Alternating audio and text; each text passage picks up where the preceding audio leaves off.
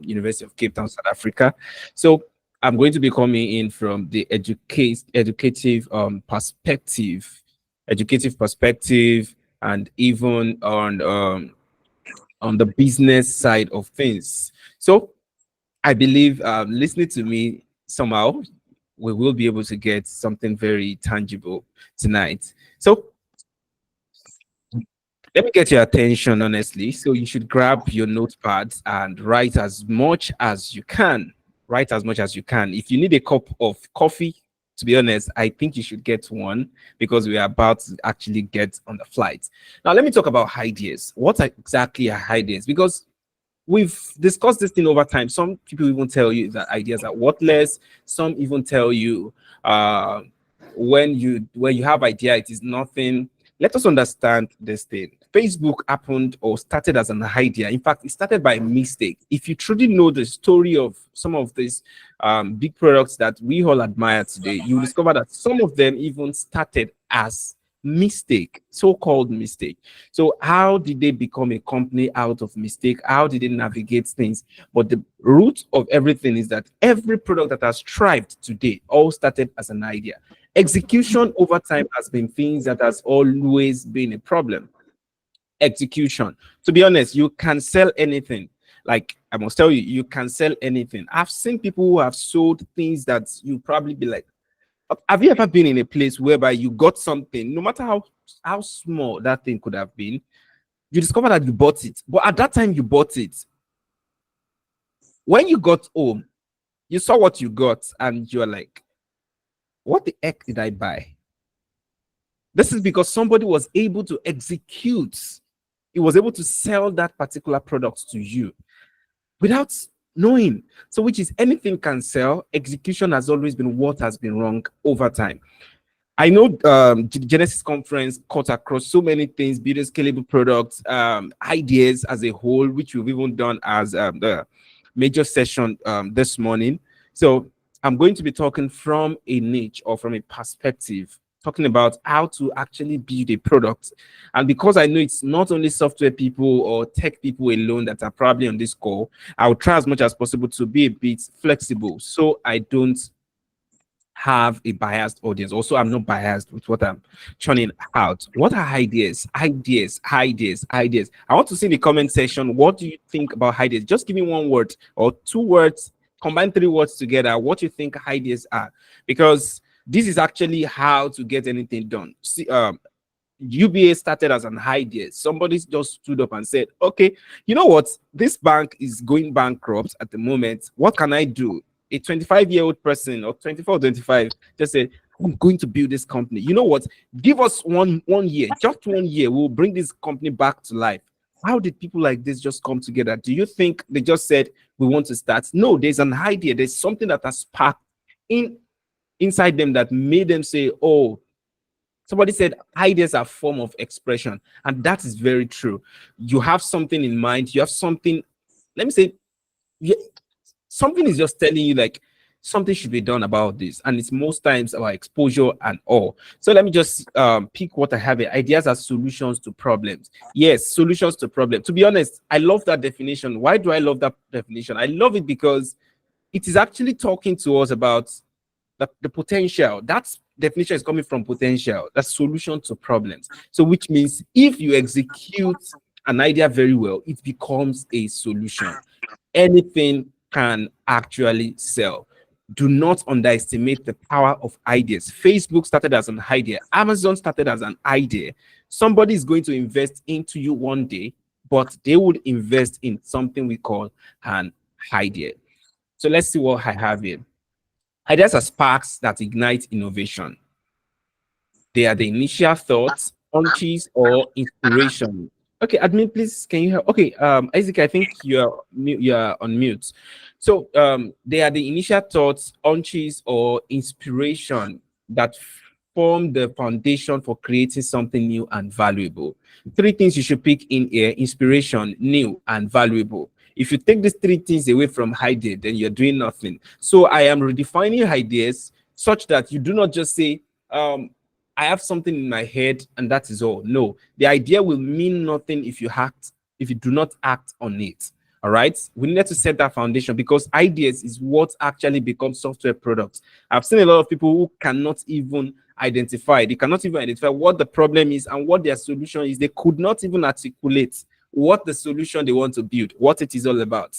If you do not understand or if you cannot articulate the solution you want to build, it's going to be a very big problem, because if you cannot articulate it, how do you want to build it? How do you want to build the best of product to your, I mean, for your customer? So new, valuable, and inspiration.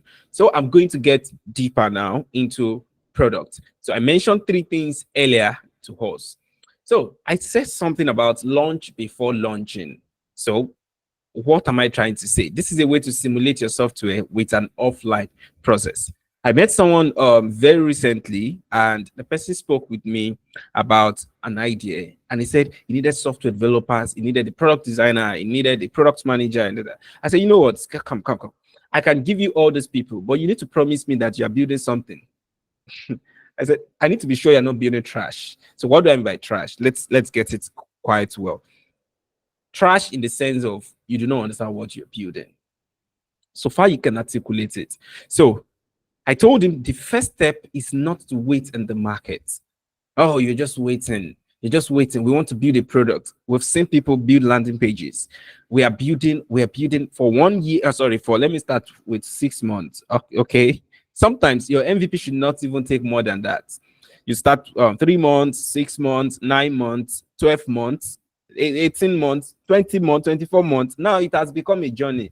You know, we see it more like we are building. Where is your product? No productivity. This has been the major problem we have faced as, let me say, Africa generally. We faced this because during the lockdown, we had a lot of things that could have changed the story of Africa. We missed that Right. opportunity. What I mean by missing that opportunity, we had the opportunity that a lot of billions of dollars came into our system. Billions of dollars in revenue, I mean, came into Africa. Over $1 billion came into Nigeria. Trust me. Where are those companies that got funded? Where are they today? These products, you are going to answer it yourself if they actually thrived or if they are even still thriving. Why is it that the companies that are leading at the moment, I will still know, there are companies that have started even before the lockdown. So, which means they are just like, oh, there is money. Let's go after this money and all. I do not want to digress. I'm trying to pick something out of that scenario She site. that's right. My Google.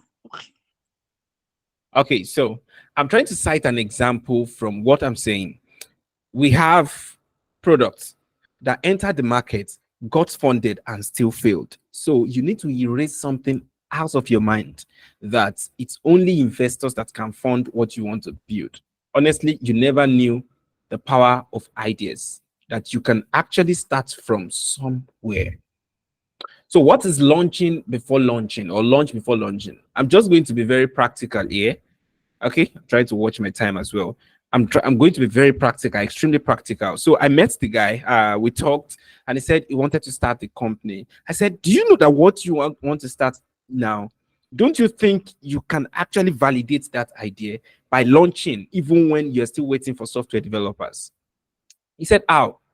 I said, start with an offline process. Why do we all think that the first thing when we think about products, like I have an idea, can we build an app? Hello, calm down, calm down. I know you want to build an app. Do not forget an application or even artificial intelligence as a whole. They are doing things that human beings will do. You want an AI system to write an email for you. Of course, you went to school and I believe you can write email for yourself. But now we brought AI in. You know what? Can you write an email for me? Probably because I want better choice of words. Number two, I want to express myself in such a way that could be out of the box. And number three, productivity. I want to be fast. So while I do this, let me just put this, do the email for me while I do other things, and I get it once that email is out. I'm trying to see this from AI systems are actually simulating what human beings are doing. So let's go back. Let's do a reverse methodology. Most of these things we want to build online today, many of them can start offline. As a matter of fact, because I have been into process automation, I have seen it that most of the software applications that we build today, we build software to help us enhance what we do, to make us faster. And if that is the case, it means whatever app you want to build, it means there could have been a way to run it offline. Let me tell you, one of the reasons Africa failed based on, okay, I wouldn't just say failed. Let's not sugarcoat anything. We actually failed at it. How come we got a huge billions of dollars? Like, we got huge money to build products, and we really can't pinpoint what we use those money for. Well, you hear today, we are processing payments, payments across border, and all of these things. Trust me, most of these companies that are trading crypto, doing all of these things, especially the fintech companies, many of them, they are doing these things offline, like they are doing it manually. They are transferring, they are making this transfer offline, and they tell you it is online. So we need to see it that when we are trying to build a solution, we should actually truly be building solution and not actually disturbing ourselves over what we may not be doing. I understand that while they are trying to figure out their system, they started it, and that's a way to actually launch before you launch. Push your product, find a way to start serving that product. I have a friend who was talking about some things in logistics at the time. He said, yes, let's build this product. He started and he built the product to a certain extent, and he saw that, wait, while I'm waiting for this thing to launch, I can actually start this product. This is going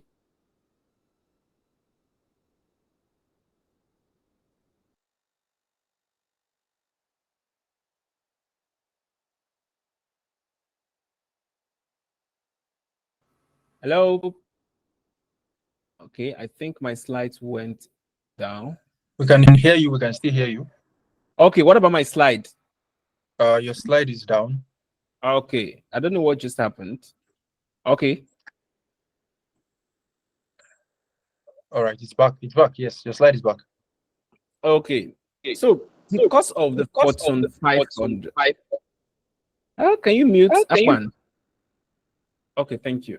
So because of the Fortune 500 companies, or like the big companies that are already doing well, we just want to scale our products. We want to rush and just build something and go meet them.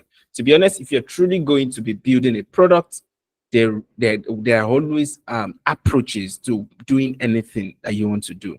So 3 things around launching before you launch. Number 1, test your core functionalities. The major product you want to serve, the major solution you want to build, test it manually. Do people truly want this product? A lot of people have talked about MVP. Who told you MVP has to be a software? MVP does not have to be a software. It is the minimum viable quality you want to render to your users. The minimum stuff. I call it stuff because I don't want to say products. When I say products, we start thinking about software. It could be software, really. Do not misunderstand this. Anything you want to start selling to your users from day one, that is your MVP. Start it with that mindset. You can actually bring out your major product, digital product, and show them, oh, this is my product, actually. This is digital product. When you want to get to investment stage. Do you know that by doing this, you will be able to get what? To know what users really want. You will see that users don't even need some features. How can you be very excited about a feature? Yes, once users see this thing, they'll be very happy. Okay, let's get there. By the time you launch, you discover that you are the first person that will get tired, because you cannot force users to use a product. Even design thinking tells you that you don't know what user wants, except you engage them. No matter how smart you are, design thinking still tells you that. So the best way to do your own, the old design thinking thing. Design thinking is design thinking is a methodology, or is an art of understanding a user need and giving them what they want. Their needs. You want to give them the exact thing they are in need of. You're not assuming that, well, I think users will like this. You that, okay, yes, until it is proven. It is still an hypothesis. That is just the truth. Design thinking is really telling you that you want to listen to the user. You want to get their perspective about what you're building, and you're building according to it. Because of that, design thinking has 5 different things you need to know. 5 different things. Put it down. You need to learn something new about design thinking. Well, I can refer us to some videos around design thinking that I personally made after the conference. I believe the organizers to be able to share those videos. I will share them with the organizers so they can share it with um, everyone here. Design thinking, I will just summarize because that's not the major thing we want to talk about here. Is building product based on user perspective. It has 5 different stages. The first is to have empathy on the user, empathize. So which means you go out of your way to put yourself in the user's shoe and know what they want. And after doing that, the next thing is to define. You define exactly what you want to give to them. After gathering every of the things you gather during empathy stage. So how do you know the empathy stage? The things you do during empathy stage, there are user interviews, user surveys. If you don't do user surveys, you can actually get into focus groups. Focus groups, maybe you want to build a product for youths, you go to places like NYSC, a place that actually has a great number of persona of your users and so many other things that you do, or you even put yourself in the shoe of the user, which we call yeah, some of the concepts are flying away. But then those are the first 2 things. Ideate is the second, then the third. Sorry, define is the second, then the third is to ideate. Ideate is talking about how you can brainstorm on how to solve the exact problem of the user. Then you prototype, and your first prototype can be the offline thing you are serving.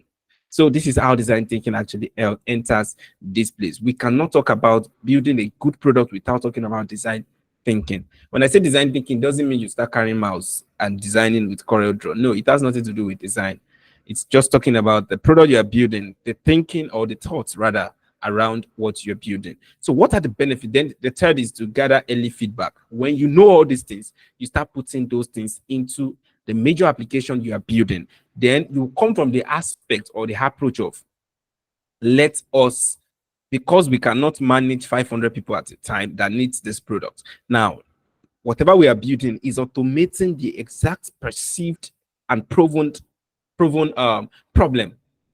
So you're building a solution to what you already understand that no, we have existing users that are going to use it. I love people using wait lists. I love all those things, but trust me, I have never used that approach. I have never. You want to push wait list. Yes, you have wait list, but what is your engagement with your wait list? What's your engagement with your waitlist? That is what really matters. Not that we have 50,000 people on our waitlist. What exactly are they doing? What are they doing? When we know what you are doing with the waitlist, then we can justify your need for the wait list. So the 3 benefits of this approach: number 1, faster iterations. See, you will start making money from the one because you're actually solving the user's problem. We don't care about the whole automation thing, but you're solving the user's problem. All right. Number 2, reduced development costs. To be honest, you do not spend time building things users will not need. You're not spending time building features users will not need. When you start doing something, there's something called the Pareto principle, 80-20 principle. It talks about how the entire result that you've had, let me use something I know almost everybody on this call would have done. How have you seen it in the past? Maybe you got through a university, right? University, I discovered that you read the whole of your materials, you read the whole of your course, but it happened that you entered the exam hall and you saw past questions. You might be very, very, very mad at the lecturer. So what they are saying at times, and you do those past questions, you discover that maybe you spend just 20% of your entire effort. So you discover at the end of the day, you made an A in that course, and you know yourself that if I had just studied this past question alone, I would have gotten an A as well. That is exactly what 80-20 principle is saying. It's telling you to identify the best 20% and use your time on other things that are beneficial. So it will help you with the Pareto principle comes in here. You will see what users really want, what they are using, and you're not spending huge time parabolating and implementing plenty features. I've always had a fight concerning Telegram and WhatsApp. I don't know what Telegram did to me, but it's always a fight because I see WhatsApp being concise. They understand users' need. I've complained about something on WhatsApp and I said WhatsApp listen to user. I know they will fix it. and they fixed it. Telegram, no, somebody joined Telegram today, and I knew that somebody joined Telegram. Hello, somebody just joined Telegram. To be honest, I dislike that feature, and so many other people dislike that feature. I know they've gotten a lot of comments about this. I know a lot of them, but the problem is they will not listen. I don't know. Maybe that's their customer. I'm not trying to badmouth anything. I'm talking about my bias with that product, and that is what happens. Everybody has a bias about the product. You need to understand customers' bias about your product. Obviously, they listen to customers' WhatsApp, and that is what has helped them. So, improved user experience. So, these are the benefits. You are spending enough time. Telegram has a lot of features compared to WhatsApp. In fact, there are some features that just came in.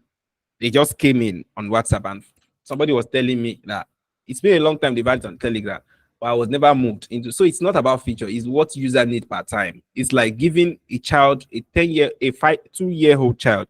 You're giving a 2, maybe 1 year. Sorry, I'm not really so I'm not so conversant with babies.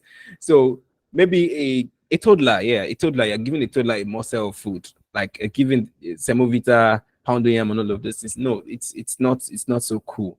So you need to understand that your users are growing with your product. You're trying to get them to understand your product and be happy using your product. So that is it about launching before launching. This is very important if you want to build a product. Now let's go into the second thing. 3 things to focus with lean. So I talk about the use of lean model. 3 things: the value, minimizing waste, and also be very agile. So lean is talking about picking the most important things, focusing on value. Now that you know that your users need something, you are not spending the whole of your time. Somehow, lean follows the it follows this launch as fast as possible. But now we want to bring it into software because you're actually going to be building the software. Okay, lean methodology is an agile framework. Yeah, somehow an agile framework. So it's talking about how you can build a product by eliminating waste. That is, what are those things that you need to build in a product to start making money? What is the least thing? Lean is telling you, please don't waste time. Don't waste time. If you heard about a product today, don't start saying, yes, we need to build this product. Then we are building products. We are building. Somebody else will enter the market and build that thing and take you away. I know many of us have heard about first mover advantage, and these are the things. Do you know that most of the times, the people that we even call the first movers in the market, some of them are not actually the first people that we actually know. Most of the time, some of them are not the first person. There are some people that are building the products, but because they want to build the perfect products. And by sitting down and building the perfect product, somebody else has launched and has become the first mover. And you being blessed, you don't even have patency or all of this agreement stuff that just make you hold your idea, and you lose it, and you now start queuing as a competitor, a product that you ought to have launched. So Lean advises you against it. By the way, there is a book you can read on this. It is called The Lean Startup. I think that's the one from Eric Ries. Is that Eric Ries? I think so. The Yes. other one. Okay, yeah, thank you so much. So that's by Eric Ries. You need to understand that I cannot go into details for so many things, so I can cover what I have to cover, but I can give you pointers to things you should focus on. So you understand what Lean is all about now. It's telling you, please don't waste time. Focus on the value. What is that least minimum thing? And this is also pointing back into the launching before launching. It is very good. I love it so much. And that's the approach I have used for my personal company. I love it when you launch before you launch. So you know that this product is not going to go anywhere. So let's be careful. You can even know that, see, users are not interested in this. Then you know exactly what to do. You're not wasting money. You're minimizing waste and also be agile. So what does it mean to be agile? It means you listen to your customers after building the smallest product. And that's why people call it MVP, minimum viable product. When you build a minimum viable product, it means people would, you want to learn from the user. You want to learn what the user really wants from you. If the users like that thing that you have built, and you start hearing, you start listening to them. How many of us remember when WhatsApp came in? WhatsApp came in with just 2 features, chat somebody and group. That's all. That's how they came in. And people castigated them. Some people even said, WhatsApp, it's boring. But to go did not have any other innovation they were doing. To go was basically changing teams and telling you to keep buying Go credits. I'm sorry. So you keep buying Go credits and everybody's chatting, everybody's a baby on the platform. The moment WhatsApp came, the mature people ran away from to go and they waved a buy to go. And I don't know, some of us still have to go accounts on our phone, but no offense. I mean, no problem. Some of us they have it. Oh, somebody said dead. Okay, to go is dead. Well, I think some people still use it in some other countries. Nigeria is fully grown. If you travel, you will know what I'm talking about. Nigeria is fully grown. Okay, so that's like to go because they stopped innovating. They were just changing teams and all. And like, what kind of application is it? And people started cloning to go and all. But that's not my point. WhatsApp started with those two features. And starting with just two features, we know where WhatsApp is now. You know that WhatsApp has business now. WhatsApp has personal WhatsApp. WhatsApp is merging everything with Facebook. WhatsApp has status. They have channels. They have all of these things. It's not just about building products. It's all about building what people want to use. What people want to use. Which means take out jargons at the beginning of a product. Take out jargons. Don't think users is thinking like you. They are not thinking like you. You need to know, no matter how smart you are. No matter how smart you are, your MVP is smarter than you. So which means your MVP, the feedback you get from that MVP is what you build. These are concepts that have been proven. It is not my law. It is something that I have tried, that I saw in a book. I read it, I did it, and all. So if you want to know so much about lean startup, to be honest, get that book. Your approach about building products will change. You don't need everything to become that biggest of products. How many of you know about Amazon? There's a book called The Bezos Letters. You can read everything about Jeff Bezos there. The Bezos Letter. You can read everything about Jeff Bezos, how he started Amazon. Some of us don't even know he was given $300,000 by his father. Some of you will say, wow, I wish my dad could give me $300,000. Well, I do not know. Maybe if we give you $300,000, maybe you might actually be able to get the company to where Amazon is. I hope you know Amazon has done over 100x of what was invested into it. And it was an idea. They invested into an idea, and that idea became something. But do you know how Amazon started? Amazon just started. They said they wanted to do books. That's all. Like, you want to buy any book, they wanted to just sell books at the beginning. I don't know. I wasn't in his mind. I don't know anything inside his mind at that time. Maybe he wanted to really sell books and all, and also move into e-commerce platform totally.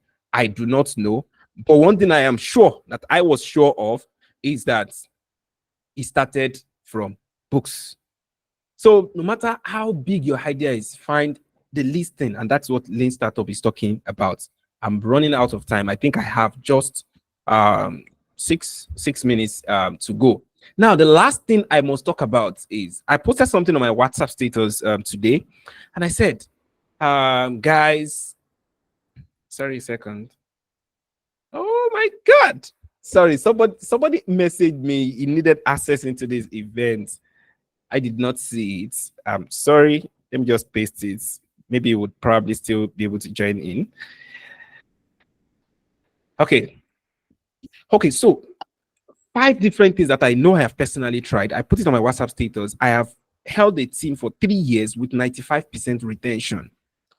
Like the popular saying, they'll tell you, do them if it's easy. Now, this is not bragging or boast. Now, this is it. It's just an understanding. It's just something I understand. I was privileged to just get that thing early. And what are those things that I do, that I know I still do today, that I have been doing, that has kept a team? If you have ever managed a team and you held a team for 3 years with just one person leaving the team, you will understand what I am saying, that it's not something so easy. Now, 5 things are the things I'm going to be mentioning here right now. Number 1, craft a clear and compelling vision. To be honest, you can never lead a people as a leader. This man, I'm trying to remember his name, is a real estate mogul in Nigeria, Stephen Akintayo. Yeah, he was saying something. He said, a leader, you're a vision painter. You are painting a vision. At every point in time, no matter what you are building, a product or you're leading a team, you're leading a small group, you have to paint a vision of a future. If you have not been into the future, a leader must have been into the future and you're bringing people into it. So if you are building a product with a set of people, you need to be sure of what you want to build, articulate it, and everybody should know what they hope to get at the end of it. You know, we always say there's light at the end of the tunnel, but are you sure you've been to the tunnel to see that there's light there? actually. Okay, so empowerment and ownership. Empowerment and ownership. Trust me, one thing I know I've done to my team members over time is I have recommended courses to the team members that I have personally. People stay committed to you when they know you are so valuable to them. People at a point when you work with them, when you're so good to them, to be honest, most of the times it doesn't cost you so much to be good to people. Just imagine, I know I'm just taking just 1 hour of my time here right now, but then it's not really costing me so much to be here. All right. And the same thing you do to your team members, even if you have to just recommend courses for them, recommend them, put them into connection. One of the things I did very early is that I connected the people on my team. I bring them in, you know what, do this, do that, and all. And I see constant progress and how far they have so much grown. So they become committed to you. It's as though they owe you something personally to them. You have high expectation with them, but low attachment. Whether they do it back to you, it's really none of your business. You should not even really focus on it, but then be sure that you are doing this very well. And the ownership you imbibe in them. So when you empower people to take ownership of what they are doing, because they have to grow to be able to take ownership of what they are doing. By the time they have grown so much to that extent, they relieve you of some burden and you can easily pull out and bring things. Because if you are going to be inspiring people, you need to always step out of where they are, do something and bring them into the place. So you need to constantly transform yourself while you are also performing at the same time. Now, the third thing that you need to do for a team to keep a team motivated is regular recognition and appreciation. I know I do something so well. I appreciate team members after a very odd session. Sometimes, if anybody has worked with me, if I've given you a very odd session, like maybe you were on odd seats, the first thing I know I do is I'll go into your DM, I'll go and appreciate you, right? I go into the general group and I appreciate everybody. And the moment I notice that you do something very well, I'll call you out and say, wow, something just happened. And, you know, it's a way to just keep everybody motivated. Like, we are good here, everybody, we recognize you. And there is a keyword inside this: public recognition. Yes, do it publicly, because if you have ever rebooked somebody publicly, why not also appreciate them publicly? It gives them that mindset that I'm doing so well. The fourth thing I'm going to be mentioning now is that provide opportunities for growth. Don't put them in a toxic environment. Sometimes we think that when we have toxic bosses, that's when people will do something very good. Trust me, it's a lie. It's a lie. I have tried as much as possible not to be toxic, and I know I have always gotten good results, and I've always gotten good results. Let me just end it at that point because I had a lot to say, but I have to keep to my time. Now, the last thing is, as a leader, lead by example. There's something I do on my team. Something I do on my team. I lead by example. The first thing you do to anybody is that you cannot take anybody into a place you have not been. One. And number two, if you are going to be taking them to that place, what you say must correspond to what you do. If you want somebody to be serious on your project that you're working on, your work ethics, from number one, let your work ethics, let it inspire your team members. If they say you will get it by 8 p.m., please let them get it by 8 p.m. You will get it by 10 p.m. Not that you are the boss, your work ethic is bad. When I'm saying work ethics, I mean things you commit, the way you work, let it motivate them, let it inspire them. I've been in sessions where the work ethics of the leader has been what has been motivating me over time. And because of that, I stayed committed into it. Your dedication, your passion, and your commitment. Now, look at this. As a leader, be clear on what you want to do and do your job well without missing deadlines. If you are a leader and you miss deadlines a lot, trust me, you can't build a team that respect timelines. It's not a lie. You can never build a team that respect timeline, because how do you want to? Because they feel like you are doing what you don't want us to do. No.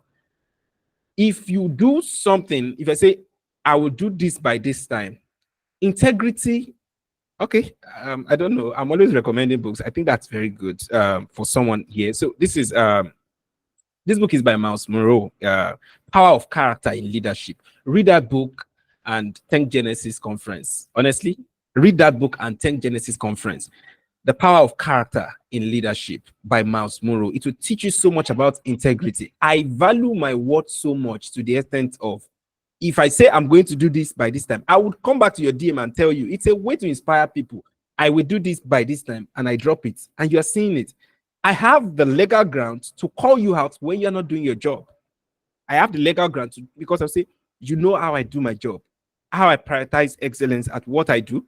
And that's exactly what I'm pushing back to you. If you're not doing it, I'm not doing anything. You will inspire people and they will know that, no, I could have done better because you have painted what you want them to do. Now, on a sign out, I have something for us. So, which is build a remarkable product takes dedication, but the rewards are endless.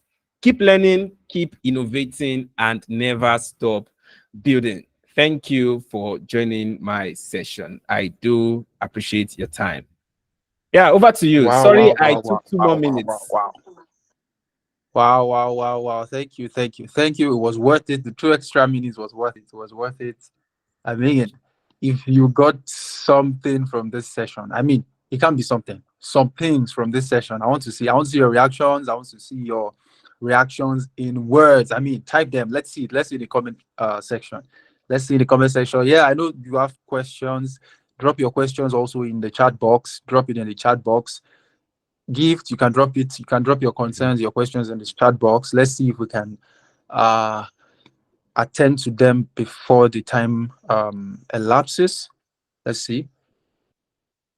So we're trying to keep the time. We're trying to keep the time. This is this is another gear. We're on another gear. You know, if you were in the morning session, I don't know anyone here in the morning session, and then if you listen to what Mr. Segun has dropped tonight, you will know that, oh, this is a another gear. Let me call it another gear on top of what was done in the morning. Thank you, thank you, thank you so much. I mean, you will, when I said the speaker is prepared, the speaker is experienced. Now you know that it wasn't flattery. I was not flattering you. The speaker is really prepared and experienced. Amazing, amazing session. Thank you so much. All right, let's see if we have questions. Um, all right. Any question? Any question? We have to wrap this up in. Okay. All right. So There's a Priscilla, question. There are Priscilla is questions. saying, Priscilla is saying, you talked about trying your product offline first. I did not quite understand that well. Can you give a real life example? Okay, so this is the best way to explain it. So when we started Collateral Technologies, and I think Isaac knew a lot about that story then. So what happened is Yeah. that we started from an idea. We were just discussing. In fact, I was discussing with him that evening. We're just discussing this period. How about if we train people on this kind of skill and all? And we just started it at that time. We started training people offline, train them, learn this, learn that. We did about 3 or 4 cohorts offline, and we saw that, oh, this is working, this is what people really need. And oh, then we scaled it online. We built a whole LMS. Trust me, if we have not gotten that kind of traction we had at that time, we might build an LMS that nobody would have used. I don't know if that happened, if that answered the question. So we tried it offline before moving online. And in cases where that product cannot by any means work offline, try lean startup model, lean methodology. I don't know if Thank that you. answers Thank it. you. Thank you. Just for better context, so the startup was meant to be an ed tech, so they were meant to be training, people that are interested in tech, taking them, kickstarting them, launching them into a professional career, a professional tech career, and then generally you could have gone with the approach of, oh, let's build a platform where people can, go into meetings and then, join, speak with your tutor, have a video call, and those beautiful, beautiful, grand ideas. But then you can sit there for like 5 years looking for the resources to do that. Instead, why not get this thing started offline? Can you validate that 3 people need it? Can you get them into a room and you can get them into your office room and start? That's what it means by starting and validating offline before going into, oh, let's build a platform, a tech software, and this and that. So thank you so much. Thank you. We will take another question. Let's take it by order of precedence. So we have another question. After Priscilla's question, we have what is the meaning of launch before launching? I think this is still related to the previous question. Mr. Segun, do you want to give anything to that? Any response? Launch before launching. Yes, I think it's also the same thing as you explained. Oh, In fact, you even expatiated on it already. I don't know if that person already got it. Maybe if the person still needs answer to it, let the person signify, because I think you have already explained it. It's actually launching that product. So when we say launch a product, we mean you build a software solution and you want to go ahead to push it into the market on Play Store, launch a website, and do all of that. But if before you spend time, to be honest, software development is not cheap. I think I should come from that perspective. Software development is not cheap. Even if you are going to be bringing people to come and work with you, you want to share equity and all. When you start writing code, you will know it is not beans. So a lot of products have not been able to scale, to be able to move out, because there's no fund to continue the development and everybody forgot about the product.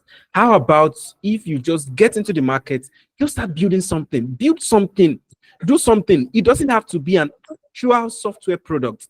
Do not forget where I came from. It's a reverse methodology. We used to do everything offline before we moved into the use of software.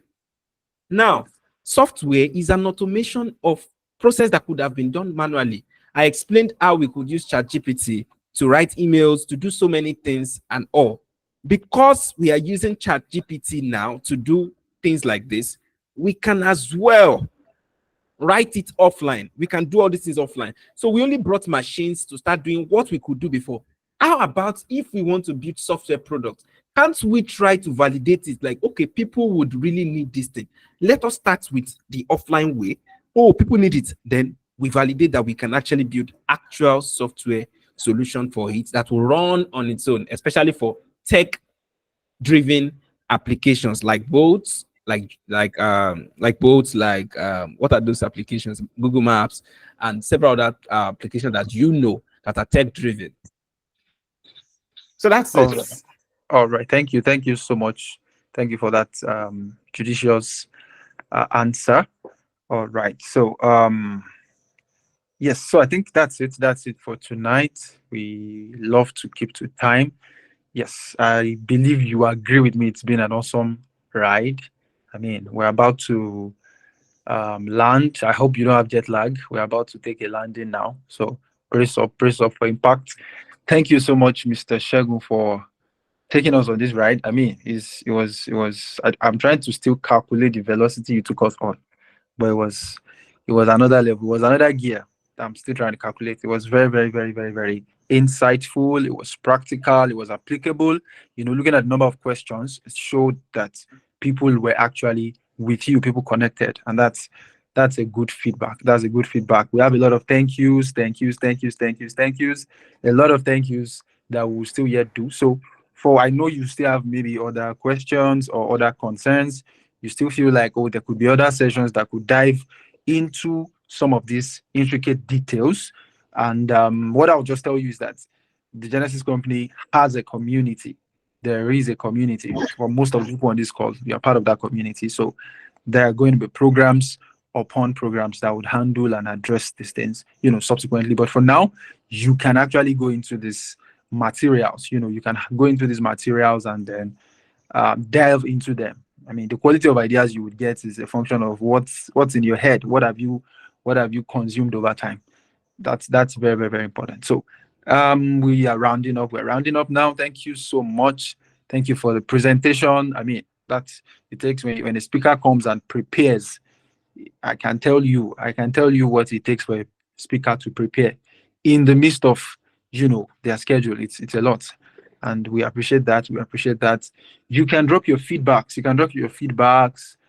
There's a link in the chat box where you can drop your feedbacks. Eric, you can drop your concern also in the chat box so that team can attend to you if you have any concern.